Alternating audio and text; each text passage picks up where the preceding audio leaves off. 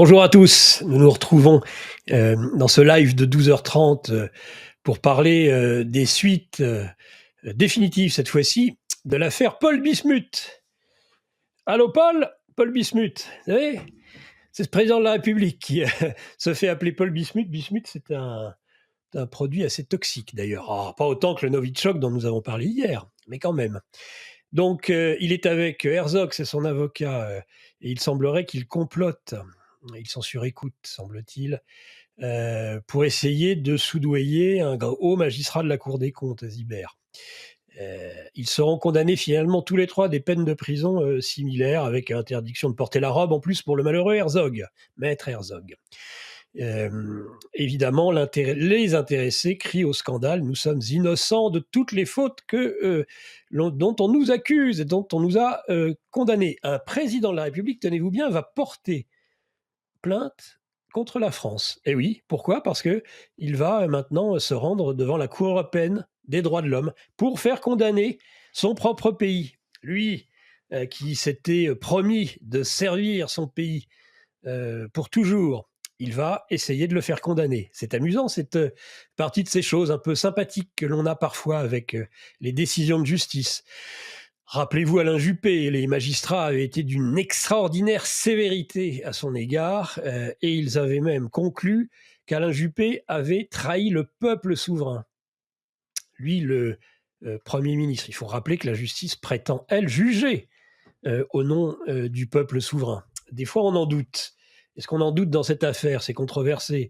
On n'est qu'au début des éventuelles autres condamnations de Nicolas Sarkozy dans d'autres affaires. On pourra évoquer aussi, évidemment, Sarkozy l'Américain, haute trahison, point d'interrogation. Pour beaucoup, je le sens, je le lis déjà dans le chat. Point d'exclamation, haute trahison, avec les conséquences que l'on peut supporter dans un cas de figure comme celui-ci. On verra peut-être aussi quand même que l'origine de ces problèmes judiciaires, Sarkozy, c'est peut-être, étrangement, ça correspond un peu avec, en tout cas, dans les premières affaires, dont une des conséquences est là l'affaire des écoutes. Mais dont le dossier, évidemment, est un dossier de financement, comme d'habitude, et qui est ancien, et dont certains éléments ne sont jugés qu'aujourd'hui, 15 ans après, plus de 15 ans après. La justice est lente, mais elle finit par délivrer son verdict, néanmoins. Et donc on verra si ces ennuis judiciaires ne vont pas débuter avec une médiation en 2008. Lui qui était l'enfant chéri des médias, poussé, porté au nu.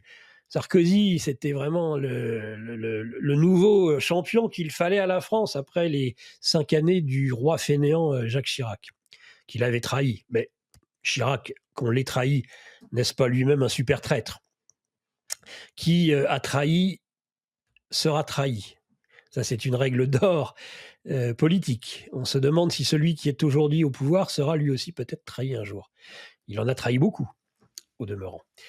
Allez, avant de débuter cette émission, je vous rappelle le magazine, la revue de géopolitique profonde, une semaine de gratuité.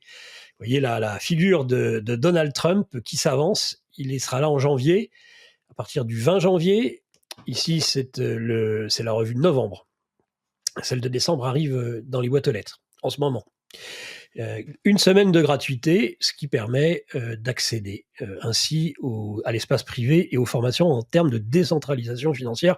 Vous avez vu ce matin, il a été question de Philippe Erlin et du Bitcoin. Et puis les produits dérivés. Voilà, à la vôtre. Le café, finalement, j'étais mal réveillé depuis ce matin, donc je me suis dit, pas de thé ce midi, du café. Voilà. Alors, l'affaire Bismuth, c'est rocambolesque. Est-il nécessaire qu'un président craigne à ce point un certain nombre d'écoutes, qu'il utilise un vulgaire, non pas un téléphone comme ça, mais vous savez, ces petits téléphones qu'on achète chez les buralistes, qui coûtent rien, dont le numéro est à chaque fois différent. Pas de bol, il sera écouté justement.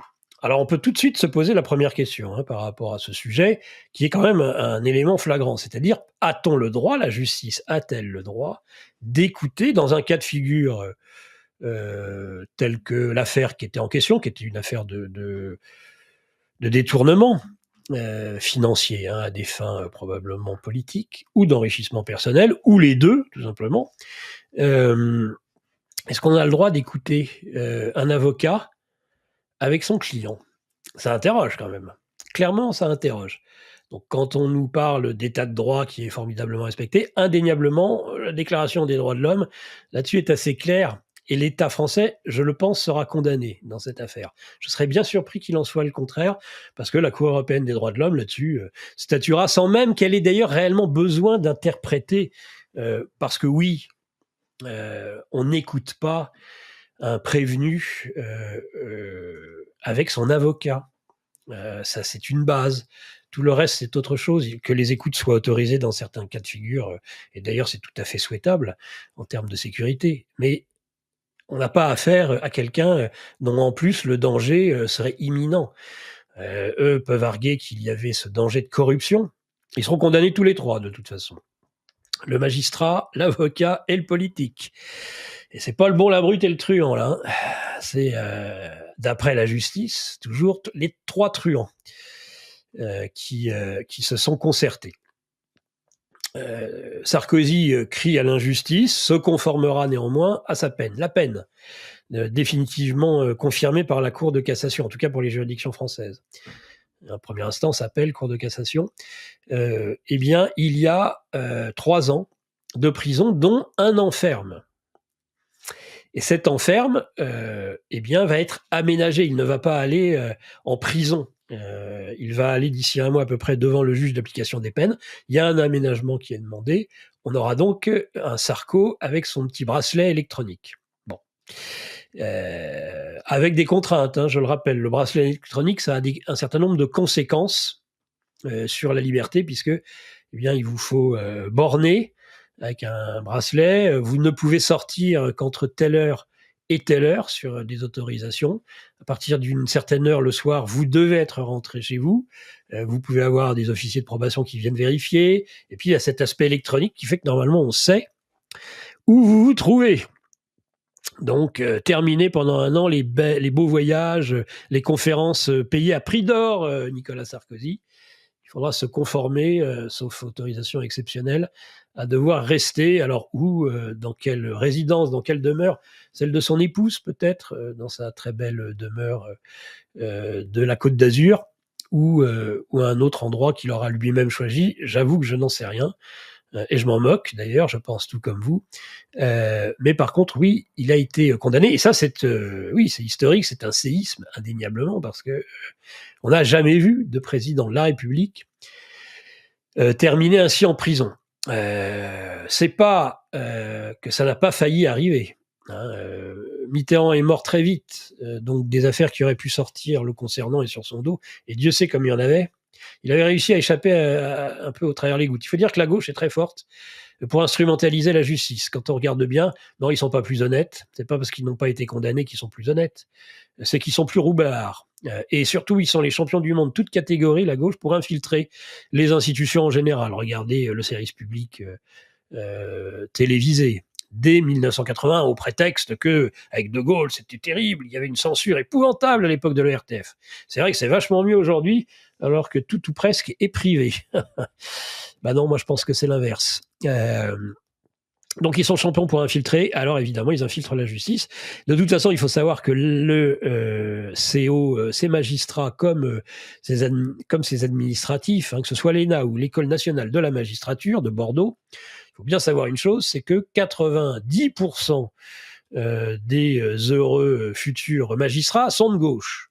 Quand vous faites un sondage, quand on faisait un sondage sur l'ENA ou quand on fait un sondage sur la magistrature, l'École nationale, c'est 90% dès le premier tour. Pour Hollande, avant, il y avait eu l'histoire avec Jospin qui est recalé, qui ne va même pas au deuxième tour.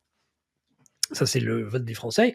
Il faut savoir qu'à l'époque, la promotion de l'ENA, il l'avait élu dès le premier tour, et largement, Lionel Jospin. C'est dire que la représentation d'une certaine élite administrative est quand même très très marqué à gauche. Et alors évidemment, le principal syndicat de la magistrature, le fameux syndicat de la magistrature, dont on rappelle qu'ils se sont fait épingler, entre autres, sur l'affaire du mur du con, mur des cons.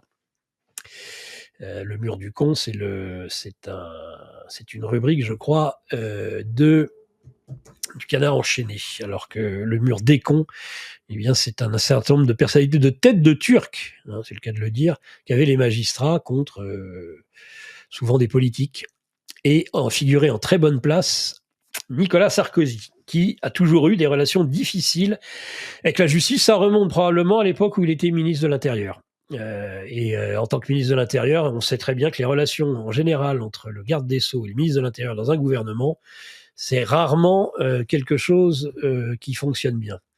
Donc, lorsqu'il était ministre de l'Intérieur je pense qu'il devait déjà être ministre de l'Intérieur à l'époque de Balladur. Je ne sais pas si je me trompe ou pas. Sur la deuxième cohabitation entre 93 et 95, et puis de toute façon, il l'a été par la suite. C'était lui qui était en charge de la place Beauvau en 2005, ça j'en suis certain, pour avoir assisté à certains de ces événements, des soulèvements dans les banlieues à l'époque. Et il était, lui, ministre de l'Intérieur à ce moment-là. Donc, il est en conflit. C'est quelqu'un qui était en tant que ministre très clivant. C'était une manière de faire de la politique, de flatter dans le sens du poil son électorat qui était sécuritaire. C'était de la politicaillerie, hein. Ce n'était que de la posture, et donc une imposture, mais enfin, il était en effet toujours très hostile aux juges. Ça ne lui a pas porté chance, parce qu'évidemment, les juges, comme tout individu ou tout corps constitué, quand vous les avez dans le nez, que vous passez votre temps à critiquer, évidemment, ça ne peut pas améliorer les relations avec eux. Donc, il en a joué à un moment donné, ça s'est retourné contre lui. Est-ce à dire qu'il avait de hauts protecteurs et qu'à un moment donné, cette protection a été levée? Moi, vraiment, je me pose la question. Parce que je m'en souviens très très bien, je n'ai jamais aimé Sarkozy. Et je ne comprenais pas que pour un homme dit de droite, gaulliste en plus de ça, patriote en plus de ça, enfin, entre guillemets, hein, on sait ce qu'il en est advenu, j'étais extrêmement surpris combien il pouvait être porté par les médias. Mais c'est bizarre, les journalistes sont tous de gauche, ou presque. Comment ça se fait qu'ils le soutiennent autant? Et ça s'est arrêté du jour au lendemain. Là où ça ne s'est toujours pas arrêté pour Macron, par exemple, dont on sent que c'est vraiment sur commande. Il a de très puissants intervenants et protecteurs, alors que ça fait longtemps qu'il devrait y avoir un bashing total sur Macron, comme il y a pu avoir sur Hollande. On voit que Hollande, d'ailleurs, n'a pas bénéficié. Il a bénéficié sur le plan judiciaire. Il n'a jamais été inquiété de rien. Mais par contre, on ne peut pas dire que sur le plan politique, les journalistes ont eu, à un moment donné, sur la fin en tout cas, la dent dure. En même temps, s'ils préparaient déjà Macron, on sait pourquoi. Donc souvent, les journalistes, et ça fait quand même un moment que ça dure, il y a eu la période de l'ORTF, il y a eu une période d'une relative indépendance, il y a eu la période du socialisme, communisme triomphant, et puis maintenant, on a la période des oligarques qui décident en fait de l'information qui est bonne à divulguer, que nous avons le droit de connaître, et celle que nous n'avons pas à connaître. Donc, c'est étonnant quand il est donc élu président de la République en 2007, après le quinquennat du roi fainéant Jacques Chirac, il est vraiment porté par les médias. Et à un moment donné, ça s'arrête. Il est moins soutenu.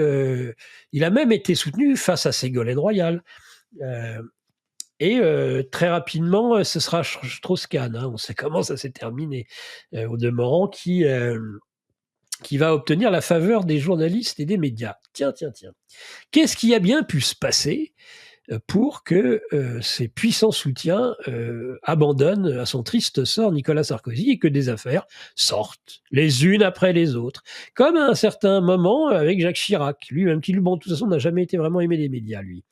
Mais on a bien vu qu'après certaines positions qui ont été prises par lui, par son ministre à l'époque des Affaires étrangères, Dominique de Villepin, un certain discours aux Nations Unies, qui n'a pas été spécialement apprécié, semble-t-il, par les puissants de ce monde dont on a parlé avec le général de Lavarde ce matin, ces néoconservateurs qui ont une influence bien au-delà du territoire américain. Et donc, il en a subi de lourdes conséquences, le chichi, le Chirac. Il a failli finir en tôle, entre autres sur les affaires de la mairie de Paris, qui existaient déjà, vous allez me dire, auparavant, et vous auriez raison, mais néanmoins qui ont été réactivées. Une justice et des médias aussi instrumentalisés. Alors, qu'est-ce qui se passe, selon moi, qui va faire que l'étoile de Sarkozy l'Américain finisse par pâlir ? Selon moi, je ne l'ai pas inventé, c'est pas sorti de mon esprit paranoïaque et tortueux. J'en avais entendu, j'ai lu certains articles qui en faisaient écho. Il semblerait que l'erreur fatale qu'a commis Nicolas Sarkozy l'Américain, on rappelle quand même qu'il est élu en 2007 et il va passer ses vacances l'été sur un bateau d'un de ses amis milliardaires aux États-Unis. Sur un lac, je crois, je ne me rappelle plus exactement. Enfin, en tout cas, à l'époque, il essaie de se réconcilier, je crois, avec son ex-femme, qui le quittera in fine, néanmoins. Et donc, on dit quand même, quelle affaire.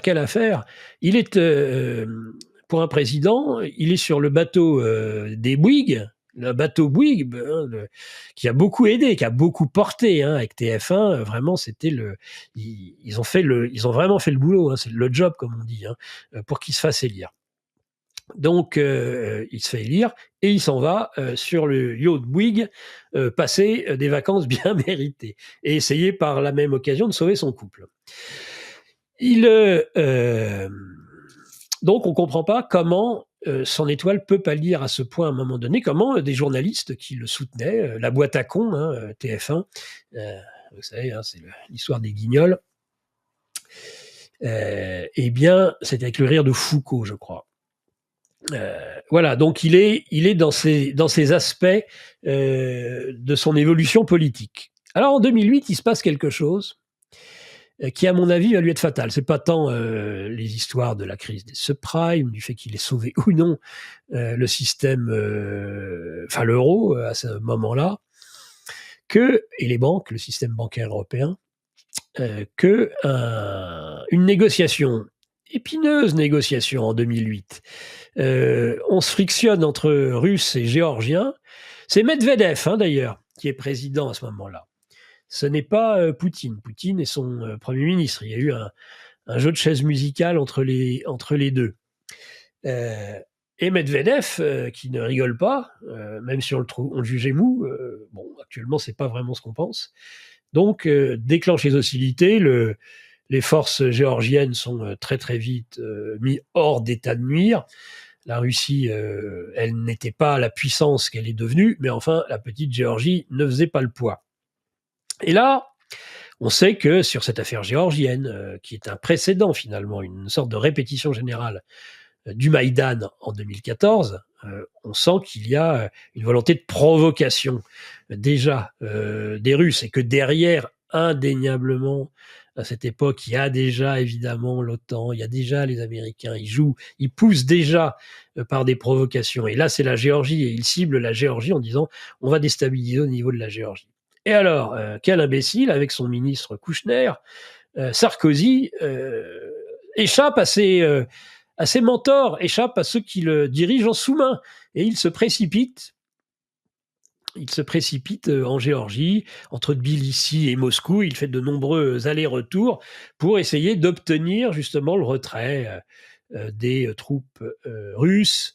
Déjà à l'époque, il se saisit du fait que, je crois qu'à ce moment-là, la France préside, comme c'est le cas d'Orban aujourd'hui, l'Union européenne.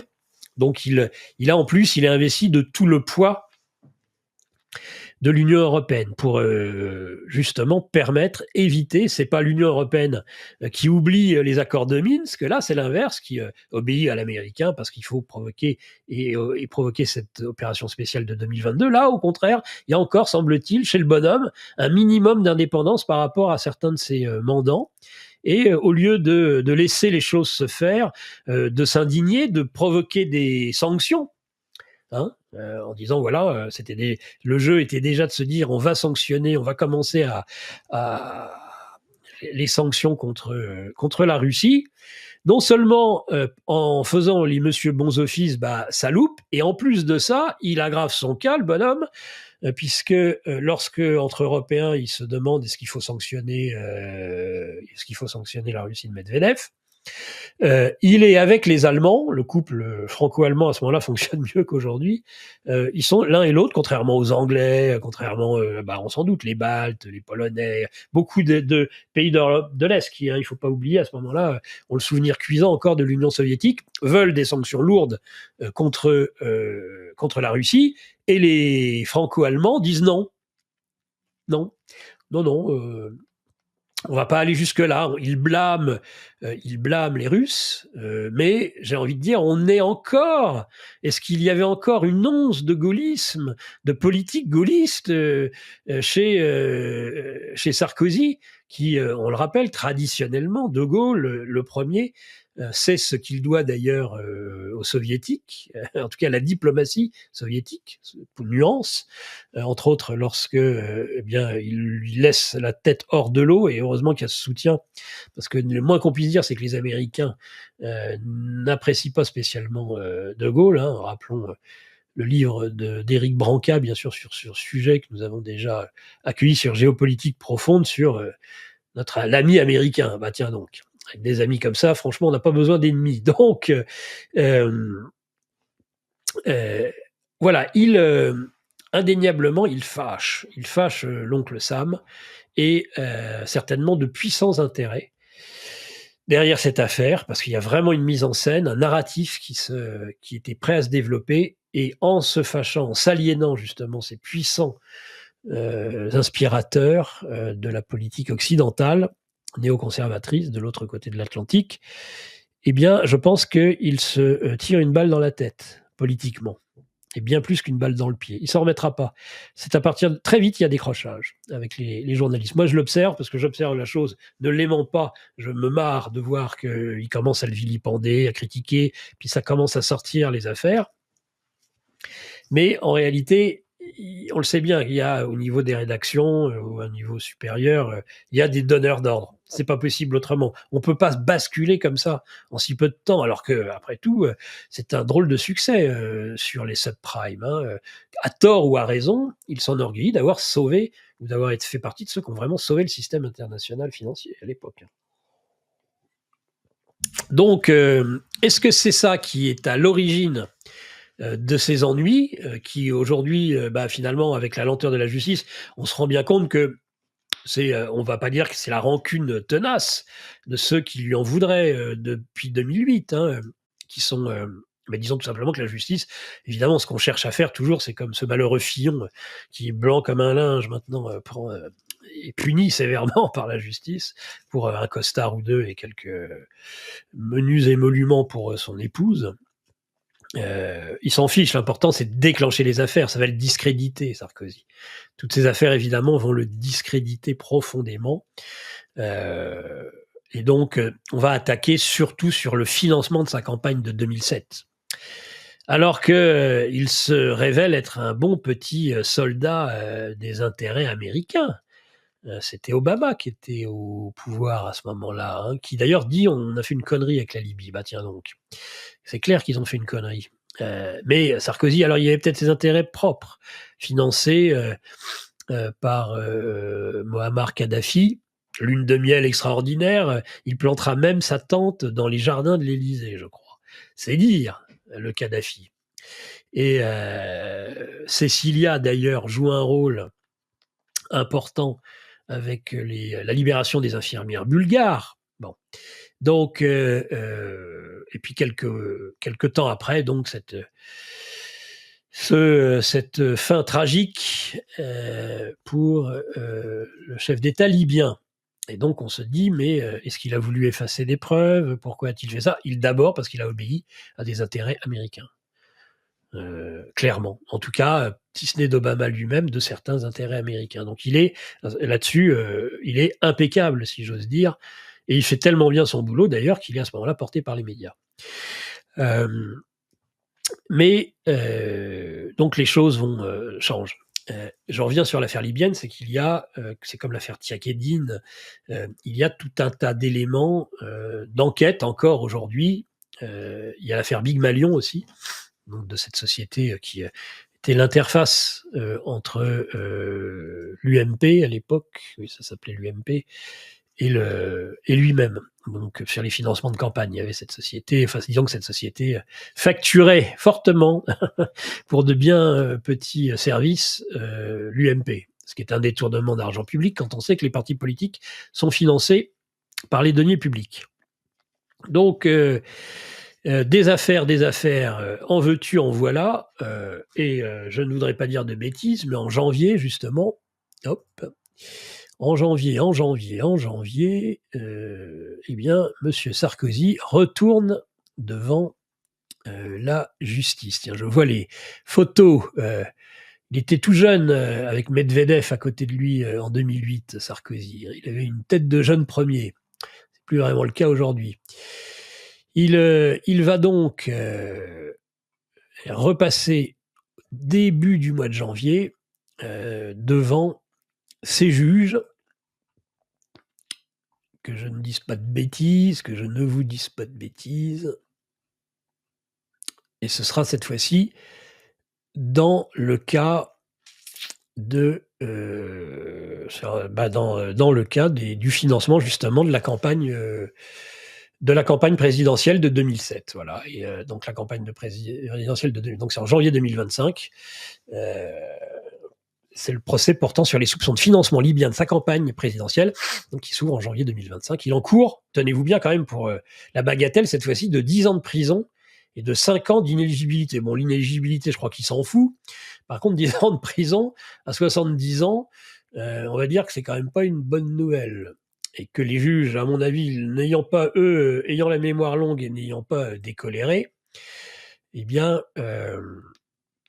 on peut se dire que l'avenir judiciaire de l'ancien chef d'État est particulièrement mis à mal. Vous aimez nos émissions ? Ouais. Vous aimez les différents formats qu'on vous propose ? Ouais. Tant mieux, car vous allez adorer notre revue mensuelle. Et pourquoi ? Car on a recruté les meilleurs experts pour vous offrir des analyses sans tabou sur les sujets clés de notre société, économie, politique, criminalité d'État, technosciences, mondialisme. Et on vous livre bien sûr toutes nos solutions financières pour préparer votre avenir. Oh, l'avenir, c'est ce qu'on a inventé de mieux pour gâcher le présent. Cliquez sous la vidéo pour recevoir votre revue dans votre boîte aux lettres et avoir accès aux meilleures informations qu'on ne peut pas dire sur YouTube.